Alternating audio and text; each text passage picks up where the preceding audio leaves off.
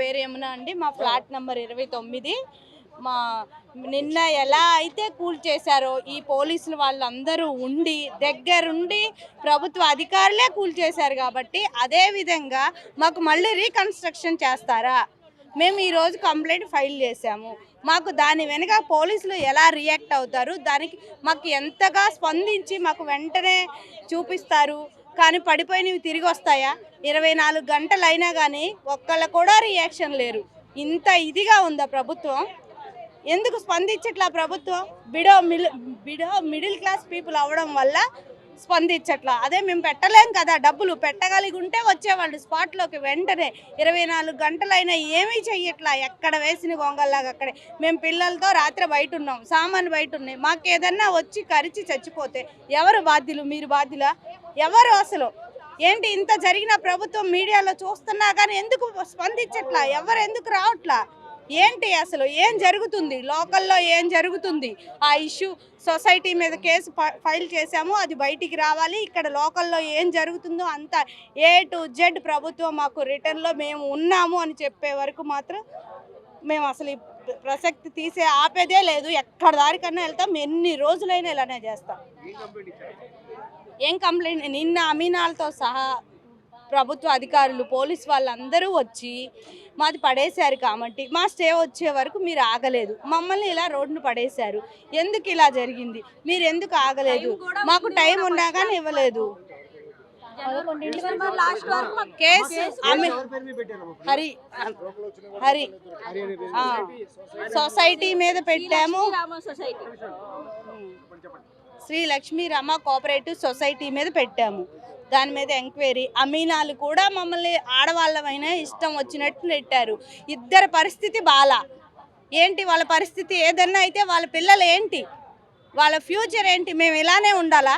ఏంటి మేము చేసిన పాపం ఏంటి అసలు? మేము కొనుక్కోవటం పాపమా?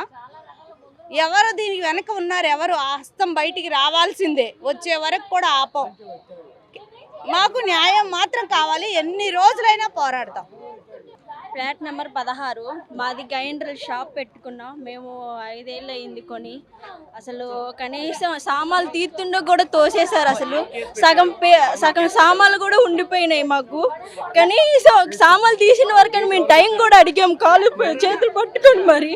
కానీ కనీసం అప్పుడు కనీసం ఇచ్చేయలేదు కూడా. మమ్మల్ని తోసేశారు. సామాన్లు ₹1,00,000 పైగా అమ్ముకునే మాకు ఎంతో కొంత లాభం కూడా వచ్చేది. కనీసం అవి కూడా లేకుండా చేసేసారు. ఏకం మట్టి కూల్చేశారు ఏకంగా. ఇప్పుడు ఎవరు మాకు లాయర్లు కూడా మమ్మల్ని లోపల నుంచి బయటికి తోసేశారు కూడా. కనీసం మమ్మల్ని పట్టించుకునే నాదుడే లేరా? అసలు ప్రభుత్వం ఎందుకుంది అసలు? ఇంతవరకు కనీసం ఒక్క మా పెద్ద ఎవరు ఒకరు రావాలి కదా, వచ్చి మమ్మల్ని ఆపాలి కదా. కనీసం మాకు స్టే ఆర్డర్ కూడా అప్పటికి వచ్చింది. మా స్కూల్ చేయటప్పటికి ఆ స్టే ఆర్డర్ వచ్చిందని కూడా మేము చూపించినా కూడా మమ్మల్ని అసలు పట్టించుకోలేదు. ఫోన్లో చూపించిన నిజంగా కాఫీ కావాలని చెప్పారు. అప్పటికప్పుడు ఎక్కడి నుంచి తీసుకొస్తాం? మేము కోర్టులో కూడా మేము కేసు వేసాం కూడా. కేసు అనేది ఇదంతా ఆర్గనైజ్ చేసింది అనేది హరి గారు అండి. హరి గారి పేరు దానిలో మెన్షన్ చేశాము. అలాగే Lakshmi cooperative society, Lakshmi Rama cooperative society అనేది ఆ సొసైటీ మీద కేసు పెట్టడం జరిగింది. ఇప్పుడు వస్తాయండి విషయాలన్నీ. అసలు అది ఫేక్ సొసైటీ, దొంగ సొసైటీ. కేసు తీసుకున్నారండి. ఇప్పుడు ఇచ్చేసాము. ఇంకా వాళ్ళు దర్యాప్తు చేయటం అనేది మొదలు పెడుతున్నారు. ఈ లక్ష్మీ రామ కోఆపరేటివ్ సొసైటీ ఇంకా ఫ్యూచర్ లో ఇంకా ఇలాంటి ఆస్తులు ఇంకా ఏమేమి ధ్వంసం చేయడానికి రెడీలో ఉందనేది కూడాను ఆ సొసైటీ వాళ్ళు ఎవరనేది బయటకు తీస్తే మాలాంటి బాధితులు ఇంకా ఎవరు కాకుండా ఉంటారని మీ మీడియా ద్వారా బయటికి రావాలి, బయటికి తీయండి. లక్ష్మీరామ కోఆపరేటివ్ సొసైటీలో ఎంతమంది పెద్దల హస్తం ఉందనేది మీ మీడియా ద్వారా బయటికి తీయండి. మేము కోరుకునేది కూడా అది ఒకటే. వాళ్ళే మాకు నష్టం చేశారు. ఆ సొసైటీ వాళ్ళ వల్లనే మేము ఇంత నష్టపోయాము. అదనేది మీకు తొందరలోనే తెలియజేస్తాం. కార్పొరేటర్ మాధవ్ అప్పాజీ వాళ్ళ బ్రదరు హరి, మాధవ్ అప్పాజీ కార్పొరేటర్ వల్ల ఆ బ్రదరు హరి అతనిని ముందుండి నడిపిస్తుంది. అతను తర్వాత సురకాసి సీను అనే వ్యక్తి, అతను అసలు అంత ముందు కూడా వచ్చి రౌడీజం చాలా చేశారు. ఆడవాళ్ళ లాగడం చాలా చేశారండి, నరకం సృష్టించారు. వాళ్ళ మీద మేము పెట్టామండి. కానీ ఈ హరి ఇది అసలు ఈయన ఎలా అసలు అందుట్లో ఆ సొసైటీలో మెంబర్ కాదు, కానీ ఫ్లాట్లో వచ్చి పొద్దాక ఒక 20 మంది 30 మందిని రౌడీలు కుర్రాళ్ళు వేసుకొని వస్తాడండి. అసలు ఏం హక్కు?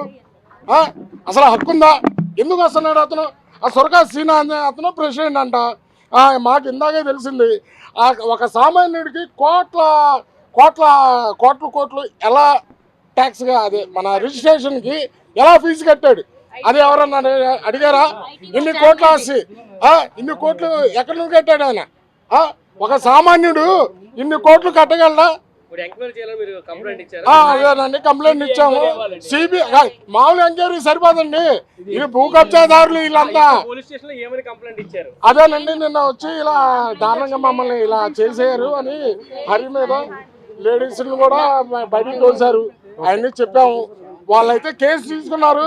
మరి కేసు తీసుకున్నారు కానీ నిన్న ఏసీపీ గారి సమక్షంలోనే పడేసినప్పుడు ఇప్పుడు ఎస్ఐ గారు కేసు తీసుకొని ఏమైనా చేయగలుగుతారంటారా? ఏమండి మీరే చెప్పండి, చేయగలుగుతారా? మేము హడావడిగా సామాన్ చదువుకుంటాం సార్. సామాన్ చదువుకుంటే మాకు బయటికి రప్పించడానికి లేడీ కానిస్టేబుల్స్ ని పంపించాలి. ఒక లాయర్ గిరి అనే అతను, ఆయనకి ఏం అధికారం ఉందండి? ఒంటరిగా ఇంట్లో ఆడవాళ్ళ సామాన్ చదువుతుంటే మాపై వచ్చి మ్యాన్ హ్యాండ్లింగ్ చేశాడండి. చేతులు పట్ల ఆగడం, చున్నీల పట్ల ఆగడం అట్లా చేశాడండి. ఆయన మీద ఇప్పుడు కంప్లైంట్ ఫైల్ చేయడానికి నేను వచ్చానండి. కంప్లైంట్ ఫైల్ చేశాను సార్. అదే సార్, ఒట్టరుగా సామాన్లు చదువుకుంటున్నాం సార్. మా బాధలో మేము ఉన్నాం. కూల్చివేస్తున్నారు మా సామాన్లన్నీ బయటికి తీయడానికి. కానీ మా బాధలో మేము ఉంటే మమ్మల్ని బయటికి రమ్మన్నారు సార్. మేము సామాన్లు చదువుతున్నాం సార్. ఒక 5 minutes టైం ఇవ్వండి, ఒక ½ hour అన్నా టైం ఇవ్వండి, మేము సామాన్లు బయటికి తీసేస్తున్నాం వస్తామని చెప్తే ఆయన లేడీ కానిస్టేబుల్స్ని పంపించాలి. అంతగా కాకపోతే ఆ లాయర్ గిరి అన్న అతను, ఆయనకి ఏం అవసరం సార్? ఆయన ఒంటరిగా వచ్చి లేడీస్ ఇట్లా చున్నీలు పట్టి బయటికి లాగాడు సార్. చున్నీలు పట్టి చేతులు పట్టి అసభ్యకరంగా ప్రవర్తించాడండి మాతో. ఆయనకు అంత అవసరం లేదు కదా సార్. ఒక లాయర్ అట్లా చేస్తాడా? నెక్స్ట్ అమీనాకి మాది డిస్మానిల్ చెయ్యక ముందే మాకు ఒక ఆర్డర్ కాపీ వచ్చింది. ఆర్డర్ చూపించి మాది ఆర్డర్ వచ్చింది సుప్రీంకోర్టు నుంచి, మాది డిస్మానిల్ చెయ్యొద్దు అని చెప్పిన నాకు చదువు రాదమ్మా, నేను చదువుకోలేదు అంటున్నాడు. చదువుకోలేనాడు అమీనా ఎట్లా అయ్యాడండి? లాయర్ ఎట్లా అయ్యాడు? అమీనా ఎట్లా అయ్యాడు? చదువుకోలేని వాడు. ఒక చదువు రాయనతను అమీనా అవ్వాల్సిన అవసరం లేదు కదా.